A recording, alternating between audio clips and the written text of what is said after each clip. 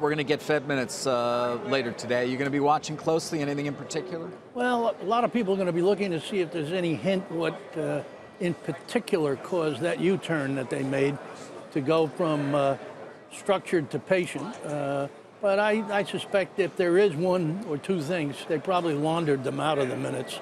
They're back to keeping the mystery up, being data dependent, and go from there. But I could always be wrong, and that could be a market-moving surprise. The more likely market movers will be any further leaks on tariff and trade talks. That's really stage one. It's center stage right now, and I think that will be so through the end of the month.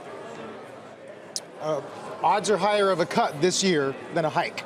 Gee, where would I have heard something exactly like that? Right. You're in that camp, no question. I was among the leaders. Are you? Is it close in your mind, or not even close? As at this point, I don't think it's close, but it would not take a great deal. We're getting very close to some probable showdown on Brexit, and that could, in fact, move world markets. And if world markets move, the Fed might find itself kind of pushed into a corner. Otherwise, left to their own deserts, I'm looking more for later in the year, around November.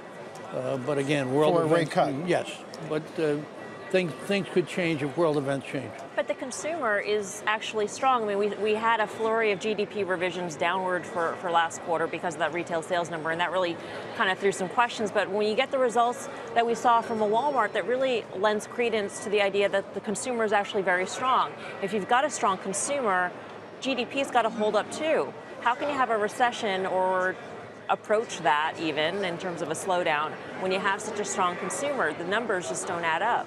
I don't think you're necessarily going to see a recession. What I'm looking for is more of a scare. I mean, look at the U-turn that they did. When they saw how the markets reacted, they said, uh-oh, things are too delicate for us to push too far. And so I don't think you need to really get very heavily negative numbers. I think what you need is the view that markets probably around the globe more than here are becoming nervous, and that is going to keep the Fed's attention squarely. I mean, look, we were talking about synchronized growth around the globe, not anymore, and everybody was going to be tightening, not anymore. The opposite now. Exactly. So, it's going to be tough for the Fed to even stay put if suddenly the Bank of Japan begins to get aggressive on the downside. The ECB. I mean, Italy is in a recession. You're getting bad numbers out of Germany. Bad numbers out of Germany. My goodness. But it's a China story, right? To a large part, it is the China story, but it will begin to disrupt the markets around the globe. And the scary thing, Carl, is if China's made some moves to loosen up, they've freed up reserves, etc. What happens if they make further moves and their economy doesn't perk up?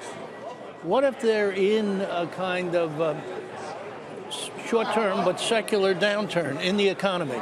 That could be a real problem for the world.